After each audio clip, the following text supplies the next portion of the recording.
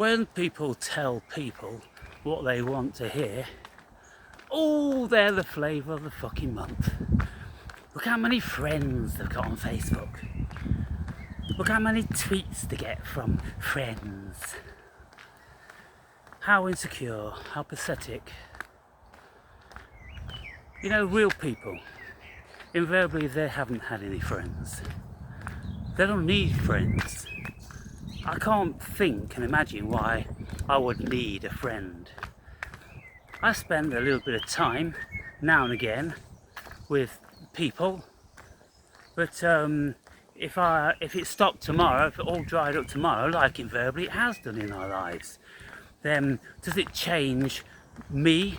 Does it change how I feel in any shape or form? No. I just continue being completely competent, confident, content with myself, with my own being. And if we have so-called friends, doesn't that make us needy? People I know, they speak about golfing friends, they speak about pub friends, they speak about squash friends. Really, look, they're just cunts that like to do that particular thing and they want some fucker to do it with. Stop with this bullshit friend crap, because if you look under the fucking dictionary what a friend's supposed to be, then you'll very quickly discover that they ain't those guys down the squash club and on the golf fucking field. No, they're not. You're just in a delusion. Everyone's perpetuating the delusion. Friends that you can go for a drink with, because you don't fucking want to go for a drink on your own because you're an empty head.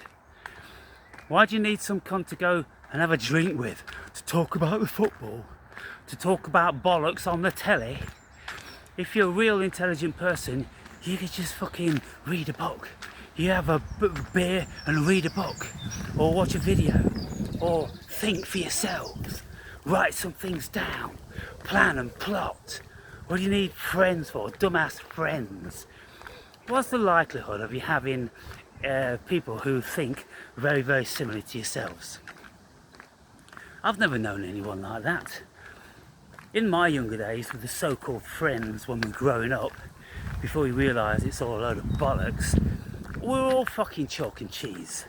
What did we really have in common? We had in common, we liked to drink beer, smoke weed, and have the fucking crack. That's the only thing we ever had in common. Because we never did anything else. They never came to the karate club where I was a member. They never came to the gym and worked out where I was a member. I never went and played fucking golf with them, or fucking silly games on the computer. We never did anything the same, except fucking smoke weed, drink beer and have the crack. Friends. What a load of bollocks. So I've been through all that. I said fuck friends. Seriously, fuck friends. And I'll tell you guys now. I'll tell you now because it's got to be said. There's people that have been sending me emails, you know, through, I don't know, a couple of years or maybe even longer and things like that. And it just doesn't serve me. It's not serving me. And so I'm just appealing to you just to stop it. I'm not responding to you, so you'll know who you are. I don't see that there's no point. I can't be a hypocrite, can I? I can't make videos about fuck friends and any of you that haven't supported me in my GoFundMe that's been on my channel for fucking years, and you've not funded me. Go fuck yourselves in the face, and don't bother commenting again, and you know, don't bother pretending you're my fucking friend. And so if I continue as if nothing's happened, it's making a hypocrite of me, isn't it? I'm not doing it. So those of you that are writing fucking emails to me and you've not supported the channel and yet you're fucking commenting, what are you doing? Are you insulting me? Are you rubbing in my face the fact that you've not supported me and I know who the fuck you are, at least from your icon on the fucking channel? What do you mean to me? What does it matter if you never comment again? Nothing. I'm just being real, people. I'm just being real. I go through life and I call friends people who have a very valid purpose in my life, and people who I'm going to be speaking with, because that's one of the most important things in my life. Someone I can exchange deep spiritual, Gnostic sort of information with, your intuitive thoughts and all this sort of thing. I'm not interested in people sending the odd fucking WhatsApp. I'm not doing it anymore, people, and I'm cutting it all away. People who think they want to be my friend, you write me a fucking email and you arrange to talk to me. And the talk will be public, because I'm not interested in just fucking talking for the sake of it. Not interested in that. And so, there you have it, people. There you have it. Just gotta collectivise and conserve my energies. I don't want to be opening emails of fucking lunatics anymore. I'm just not doing it. I don't want to be watching fucking links that I'm not interested in. People thinking they're infinite fucking wisdom that I'll be interested in them. I'm done with all that shit. I've got my own path, and my own path is paved out by the cosmos. And I don't need anybody or anything else. And you know, some people send the comments, look what you've done to the channel. You used to have loads of people engaging this, that and the other. Yeah, on a very, very low level. When I started out, fucking 16 years ago, and maybe even up until about 10 years ago, things have changed now. Things have massively changed. I've had 10 more years of experience of the nasty fucking pink ape. I'm done with the fuckers. I'm done with the fuckers, people. And so I'm looking for people that can hold a very deep, philosophical, psychoanalytical, spiritual conversation. And if you are not those people, then just enjoy the videos. That's all I can say. Just enjoy the videos. Because you've never given me anything that would indicate to me that you're fucking evolving from them, or they're really working for you, because you wouldn't be, you'd be too terrified to say that, because then when I launch an appeal to support the channel, oh, we fucking know you know where to be seen, aren't you? And it just makes a fucking mockery of yourselves. It just makes you look fucking idiots. It just makes you look what you are. Selfish, misering, fucking self-victims. You know, oh, I don't have this, oh, I don't have that, I'm living in poverty. You're living in one of the richest countries on the fucking planet, and I don't care where you live, because you're not going to be living in Afghanistan or fucking Timbuktu or somewhere like that. You're living in one of the richest countries on the planet. Don't fuck with me about your stupid poverty. You live like fucking kings. 200 years ago, kings were fucking given everything they fucking had to live like you fuckers. Fucking hell. It makes me weak. So no, I'm just not suffering the idiot anymore, people. I'm true, I'm real.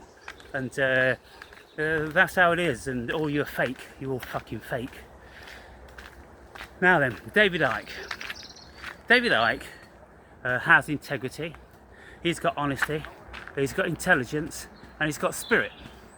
And my only fault with David Icke is that he's supporting the wrong fucking group. Because of his working class mentality, David Icke was born on a council house estate in Leicester, only about 5 miles from where I am living now. And so he grew up on the council estate with the council house estate mentality, and he's never left that council estate. He lives in effectively a bedsit. It's a very small apartment in the Isle of Wight, and he's lived there for fucking 30 years, as to what I know of. He drives a very humble car. The last time I knew what car he was driving was a fucking Mondeo. And he wears those cheap fucking slacks and fucking Marks and Spencer's polo shirts. And, you know, he's just a humble guy, and he's doing what he considers to be the right thing. But in my estimation, it's all wrong, because he's supporting the weakling, the underdog, the fucker that doesn't deserve to be supported, the fuckers that just deserve to be put under the yoke. And so I've watched thousands of David Icke videos, and I actually bought one of his books on one occasion, but of course it doesn't tell you any more than what it tells you in the videos. and they're mass produced on cheap sugar paper with washed out sugar paper covers, and he does himself an injustice by doing that, because he should produce his books on quality paper, maybe even in hardback, so people would feel proud of having his collection on their bookshelf.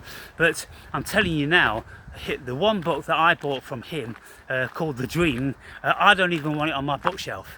It's so fucking cheap, it's so nasty, it's so washed out. It looks like it's the biggest amateur on fucking Fiverr has created it. I mean, I self-published my book, and you know, somebody was kind enough to create the front cover for me, and then I got the rest of it done with a company, and you know, with fucking hardly any resources at all. And my book is a quality book. It's quality bound. It will never fall to pieces. It's held together and bonded together proper. And so I don't know what the fuck's going on with David Icke's books. But you know, he's making a big mistake there. He's making a big mistake with backing the underdog. The underdog will never fucking win. They just won't. They've got no fucking resources. And so you can lead a horse to water, but you can't make the cunt drink. And so he's always talking about what they are doing to us. Well, I'm not one of us. I'm one of them, if any fucking thing. If I had a choice, if they sent me an email inviting me to one of their meetings, I'd be there at the drop of a hat. I'd spend all my resources to get there. Because that's where I feel a kinship with that level of intelligence, or that level of integrity. They're the ones that know what has to be done. What's the farmer gonna do with his dumbass sheep? Gonna pen them up and herd them and fucking inject them and cull them and eat them and all the rest of it? Of course, it's the natural way of the cosmos. Ike's talking about some fantasy world where we're all fucking equal and we all have our own autonomy and we have our own autonomous villages and towns and all this sort of shit. It's the same sort of bullshit that Russell Brand's speaking about, that we can all do it in our own little communities. No, we can't, because the nature of human beings is you get one in fucking a million or one in 100,000 which is smart, and they just tell the rest of the idiots what they're going to do, and the rest of the idiots just fucking follow. And that's how it is, that's how it's always been. It will never ever change. And so as bright as David Icke is in some respect with all his research and seeing the wood from the trees, he's missed that one. He's missed the fact that the human race could never be any other way. It will never ever be these beautiful, benevolent, self-manifesting, small or medium or large communities. It is destined to be under the yoke of global rulership, and that global rulership is going to be artificial intelligence. That is a fucking fact, and nobody will ever discount that because it's self-evident. And so people talking ridiculously about if everybody stopped doing this and if everybody stopped doing that, and if we all fucking woke up and if we all got half a fucking brain, and if we all used our intelligence, and if we all were intelligent, by God, and all this sort of thing. Well, dream. So the book I read of his, befittingly, was called The Fucking Dream. And who was dreaming it? David Icke. David Icke is dreaming his own fantasy. Somebody send this to David Icke. David Icke, you're dreaming your own fantasy, mate. You was offered by the globalists a black fucking credit card which was unlimited funds about 25 years ago. You turned it down. That was the biggest mistake you ever made, because when you die you'll have a crappy little fucking gravestone. You'll have a few people that pretending to look sad and saying what a hero you were, and next week you'll be completely forgotten and the world will continue on the trajectory that it's always been on, and you'll just be long forgotten, just a little glip or glitch in the matrix. Nothing, nobody. You could have been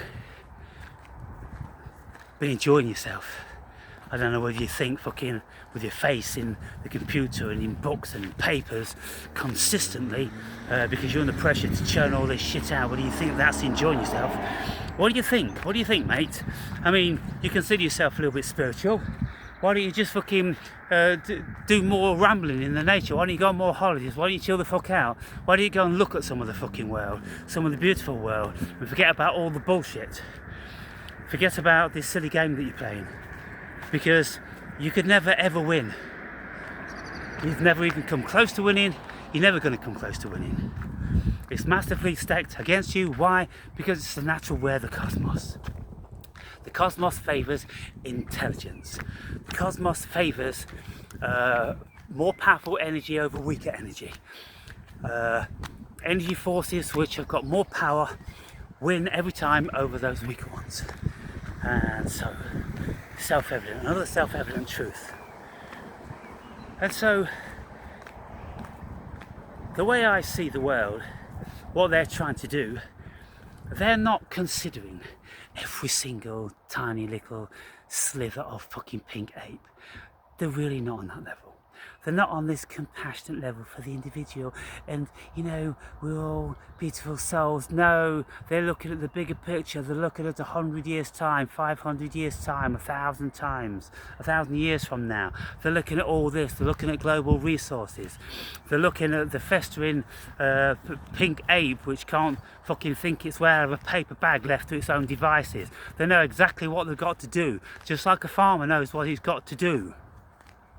You just fatten them up and you feed on them and you cool them and you fucking freeze them. Whatever, that's what you do. You use them for their resources. And that's what they've been doing so far. They've been getting all the idiots to build the roads, the infrastructure, the AI factories and all the rest of it. And very, very soon, the pink ape is obsolete. It's over. And they're not going to need them, they're not going to want them, they're most certainly not going to want to waste resources on them. Just a bunch of dumb festering fucking idiots with no more intelligence than a pig, by the way. Pigs are very, very close apparently to the fucking intelligence of at least a fucking 7-year-old child. And so what the fuck? We think we're so fucking great, the human being thinks it's so fucking great. All these Dunning-Kruger fucking idiots think that just because they're riding on the back of fucking the 1 in a million genius that they are intelligent. Fucking stupid pink ape. Left to their own devices, put them in the wood, they'll be dead within 24 hours. 99.1 billion nines will be dead within 24 hours. They couldn't fucking fend for themselves in any shape or form. So why do you want to keep this? What is it about these stupid scared cunts? It's fear. It's the scared cunts that don't know what they are. That you know, think that this perishable human being and that Jesus loves us and God created us and we're all God's creatures and we should love each other. Well, you should just think a bit more rational if you ask me, and you say to yourself, well, if you're all God's beautiful creatures, then surely you won't need to fucking think or do anything. You'd just be catered for, you know, you'd just be all living like fucking kings and queens. Just like the natural world is. Look at all the birds, look at all the butterflies. They're all living in absolute bliss, just doing, you know, what they have been created to do. The human being, what's it doing? Wallowing in its own self-pity and its self-created fear and dejection and sadness and jealousy and envy and hate and, oh my God, what a sick species. Sick to the fucking core. Do you think I want them to continue in their present state? No way, not a fucking chance. They need to radically be changed, and they will be changed. And so we're at the point now whereby AI is going to be picking the ones that need to hang around and those that don't. And it'll very, very quickly work out the ones it wants to keep via some sort of intelligence quota test. And they'll be choosing them, just like that film The Knowing, when the aliens chose the ones that they knew. And the ones that I'm thinking are the ones that are going to be kept are the ones that are the ones with superpowers, the ones with telepathy, the ones with clairvoyance, the ones with varying intuitions and special powers of connection to the cosmos, those like that. All the dumb herd. Well, what does the cosmos want with them? Their job is done. Thank you very much, chicken packers. Your job has been done. Now you can retire and you can just waste away. The world now is going on towards higher and better things, and so it's going to need a new variety of human being, and it's going to need those with vision and connection, those that are starting to work out even just a little bit of what's going on in this fucking dimension. So it isn't going to be needing scientists anymore, because quantum computers have vastly superseded the silly scientists in their two-dimensional worlds. No, they're going to need three-dimensional, four-dimensional, five-dimensional, ninth-dimensional, 11th-dimensional beings that you know, can operate in these new dimensional worlds that are going to be opened up to those who have the eyes to see and the consciousness to perceive. Where do you get this? Who says this? Who says this shit? Nobody's saying it. Nobody's saying it. All you're getting is, oh, we've got to be careful of AI. We've got to be careful of our own skins, you know, because AI, well, we don't know. They might be gobbling us all up. They might consider us obsolete. And, well, then what's going to happen to all the pink apes? Hang on, you dumb, stupid cunts. Can you not just see that this is all Maya? In any case, it's all fucking illusion. Just take a leaf out of quantum physics, take a leaf out of any fucking philosopher's book. They'll all fucking tell you. Take a few leaves out of the Upanishads or any of the scriptures was written by the fucking Hindus, all those sorts of people. They've known it for thousands of fucking years, you twats. You're all living and perpetuating a stupid fucking dumbass dream. You fucking retards.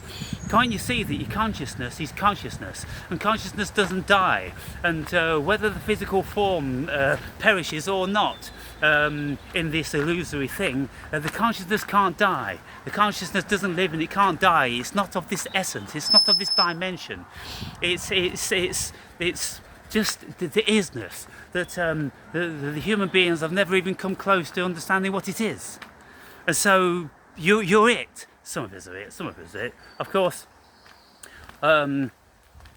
here's the thing, and this really disappointed me, and it gave me a feeling of repulsion.